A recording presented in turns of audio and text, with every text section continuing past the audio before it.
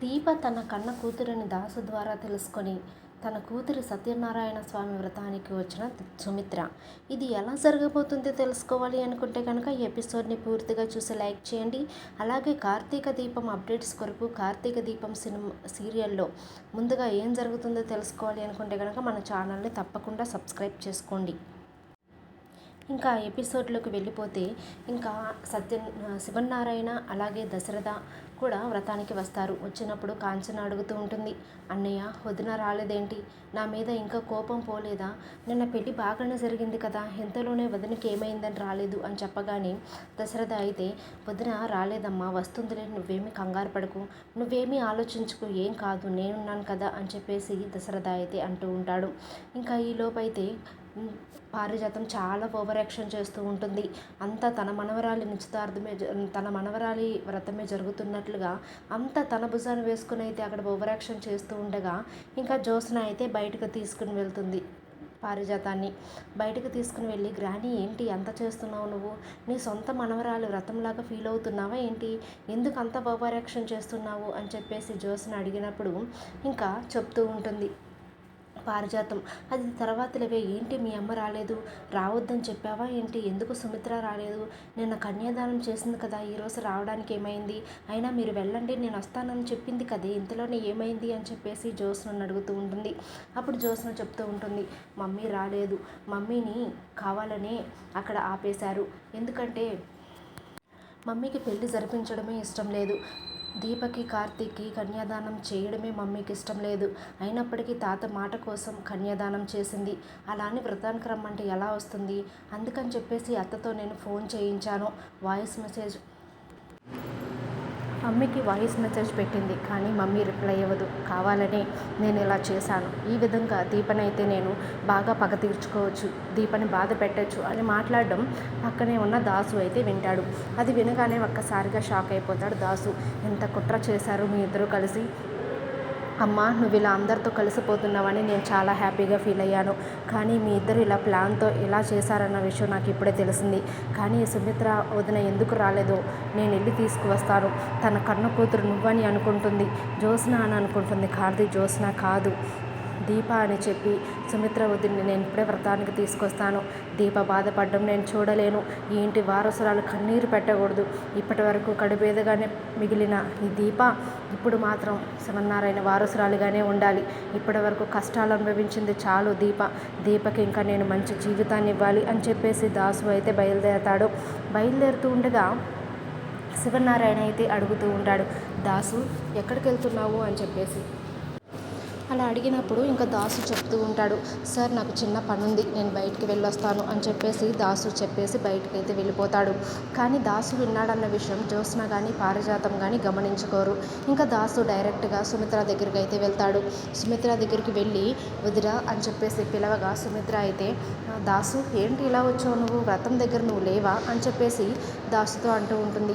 వదిన నీతో కొంచెం మాట్లాడాలి, అందుకే నేను వచ్చాను అని చెప్పగానే, చెప్పు దాసు ఏంటి, అక్కడ అంతా మంచిగానే ఉంది కదా, వ్రతం మంచిగానే జరుగుతుంది కదా అని చెప్పేసి అడుగుతూ ఉంటుంది. అడిగినప్పుడు ఇంకా దాసు అయితే చెప్తూ ఉంటాడు, అంతా మంచిగానే జరుగుతుంది వదిన, నువ్వెందుకు రాలేదు వ్రతానికి అని అడిగినప్పుడు, నేను ఎందుకులే దాసు, నేను కన్యాదానం చేశాను కదా, నాకు ఇష్టం లేకపోయినప్పటికీ ఆయన బాధపడకూడదని, మామయ్య గారు మాట పడకూడదని నేను వ్రతం అయితే అది కన్యాదానం అయితే చేశాను, కానీ వ్రతం చేయడం అంటే నాకు ఇష్టం లేదు, నీకు తెలుసు కదా, ఎవరు అనాదికి నేను నా కన్న తల్లిగా ఉండి దీప కన్న తల్లిగా ఉండి వ్రతం చేయడం నాకు ఇష్టం లేదు, కన్యాదానం చేయడం కూడా ఇష్టం లేదు, కానీ మావయ్య గారి మాట కోసం కన్యాదానం చేశాను, ఇప్పుడైతే నాకు అసలు ఇష్టం లేదు, నేనైతే చెయ్యలేను, వ్రతానికి రాలేను అని చెప్పగానే ఇంకా దాసు అయితే, వదిన నీకు అసలు నిజం తెలియక నువ్వు ఇలా మాట్లాడుతున్నావు, అసలు నిజం తెలిస్తే నువ్వు ఇలా మాట్లాడవు అని చెప్పేసి అని దాసు చెప్పగానే ఒక్కసారిగా సుమిత్ర షాక్ అయిపోతుంది. ఏంటి దాసు ఆ నిజం, నాకు తెలియని నిజమేముంది అని చెప్పేసి సుమిత్ర అడగగానే ఇంకా దాసు అయితే చెప్తూ ఉంటాడు, అవును వదిన, జ్యోత్స్న నీ కన్న కూతురు కాదు, మా అమ్మ పారిజాతం చేసిన పని వల్ల నీ కూతురుగా పెరగాల్సిన దీప అక్కడ కుబేరు కూతురుగా పెరిగింది, నా కూతురిగా పురగాల్సిన జ్యోత్స్న నీ కూతురిగా పెరిగింది అని చెప్పగానే ఒక్కసారిగా సుమిత్ర షాక్ అయిపోతూ ఉంటుంది. దాసు, ఏంటి నువ్వు మాట్లాడేది? నువ్వు చెప్పేది నిజమేనా? నా కూతురు దీప ఏంటి? ఆ దీప అంటేనే నాకు అసలు ఇష్టం ఉండదు. ఆ విషయం నీకు తెలుసు కదా. నన్ను ఈ వ్రతానికి తీసుకురావాలని నువ్వు ఇలాంటి అబద్ధం ఆడడం కరెక్ట్ కాదు. నువ్వు అన్నీ నిజాలే చెప్తావు, నువ్వు అబద్ధం ఆడమన్న విషయం నాకు తెలుసు దాసు. కానీ ఎందుకు ఇలా మాట్లాడుతున్నావో నాకు అర్థం కావటం లేదు అని చెప్పినప్పుడు, నిజం వదిన, నా కూతురి మీద ఒట్టేసి చెప్తున్నాను, నా కూతురైన జ్యోత్స్న మీద ఒట్టేసి చెప్తున్నాను. ఎందుకంటే జ్యోత్స్న నీ కూతురు కాదు, పురిట్లోనే బిడ్డలిద్దరిని మార్చేసింది మా అమ్మ పారిజాతం.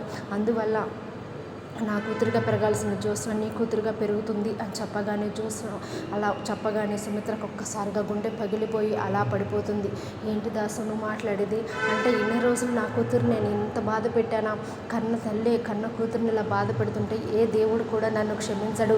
అలాంటి పాపిష్టి దాన్ని నేను ఇప్పుడైనా నా కూతురుని తెలుసుకున్నాను. నీ ద్వారా ఈ నిజం తెలుసుకున్నందుకు నాకు చాలా సంతోషంగా ఉంది. కానీ ఈ విషయం మావయ్య గారికి తెలిస్తే మావయ్య గారు తట్టుకోగలరా? జ్యోత్స్న మీద ఎన్నో ఆశలు పెట్టుకున్నారు.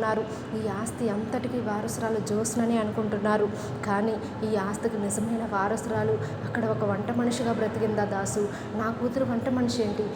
ఎంత పూర్వ వైభోగాలు అనుభవించాల్సిన నా కూతురు ఒక వంట మనిషిగా పెరిగింది. ఈ నిజం నేను అసలు తట్టుకోలేకపోతున్నాను. నా కూతుర్ని నేను కల్లారా చూసుకోవాలి, నా కూతుర్ని నేను క్షమాపణ అడగాలి అని చెప్పేసి సుమిత్ర ఎమోషనల్ అయిపోతుంది. అందుకే వదిన, ఈ నిజం నీకు తెలియక నువ్వు ఇక్కడే ఉండిపోయావు. నీ నిజం నీకు చెప్పి తీసుకువెళ్దామని వచ్చాను. రావద్దున, నీ కూతురి వ్రతంలో నువ్వు ఉండాలి, నీ కూతురిని నువ్వు మనసారా ఆశీర్వదించాలి. నేనేదో ఫార్మాలిటీ కోసం ఆశీర్వదించావు పెళ్ళిలో, కానీ ఈరోజైతే నువ్వు నిండుగా మనసారా నీ కూతురిని ఆశీర్వదించు. నీ కూతురు పిల్లా పాపలతో కార్తీక్తో సంతోషంగా ఉండాలని నువ్వు ఆశీర్వదించు అని చెప్పేసి దాసు చెప్పగానే ఇంకా సుమిత్ర ఏడుస్తూ ఉంటుంది.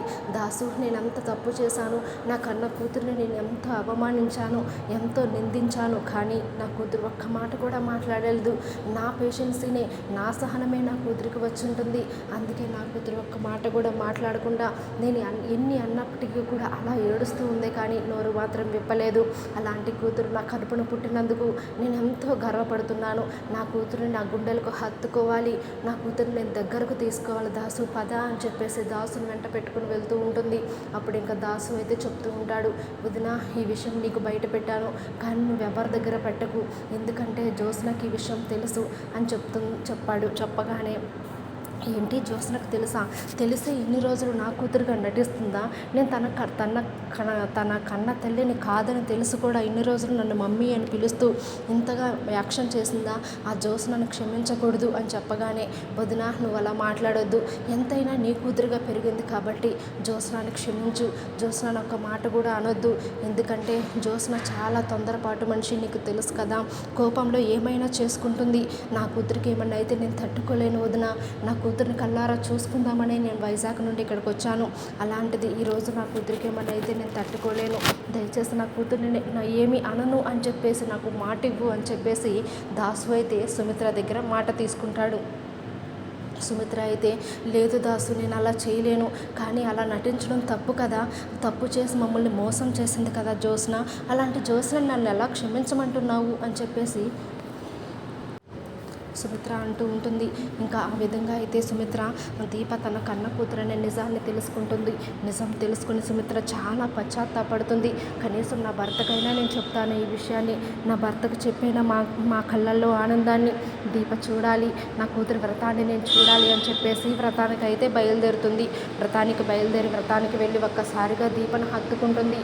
అలా హత్తుకోగానే పారిజాతం జ్యోత్స్న కూడా ఒక్కసారిగా షాక్ అయిపోతారు. ఏంటి, రానని చెప్పింది అని చెప్పావు, రాదు ఎంత చెప్పినా సరే అని చెప్పేసి అన్నావు, కాంచన ఫోన్ చేసి మెసేజ్ చేసినప్పుడు కూడా రాని సుమిత్ర ఇప్పుడు ఎలా వచ్చింది, ఏం జరుగుతుందంటావు అని చెప్పేసి అనుకుంటూ ఉంటాడు. వీళ్ళిద్దరు కూడా అనుకుంటూ ఉంటారు. కానీ వాళ్ళందరికీ బ్రేక్ చెప్తూ సుమిత్ర అయితే వ్రతానికి వస్తుంది. వ్రతానికి రాగానే అందరూ కూడా చాలా సంతోషపడిపోతూ ఉంటారు. వ్రతం చాలా వైభవంగా జరుగుతుంది. తన తల్లి వ్రతానికి వచ్చినందుకు దీప చాలా సంతోషపడిపోతూ ఉంటుంది. దీప కళ్ళల్లో ఆనందం చూసి కార్తీక్ అయితే చాలా సంతోషపడిపోతూ ఉంటాడు. ఇంకా కార్తీక్ అనుకుంటూ ఉంటాడు, నా మరదలి కళ్ళల్లో ఆనందం చూశాను, ఇది చాలు అని చెప్పేసి అనుకుంటూ ఉంటాడు. ఈ విధంగా అయితే దీప తన కన్న కూతురని సుమిత్ర తెలుసుకొని వ్రతానికైతే వెళ్తుంది. Thank you for watching.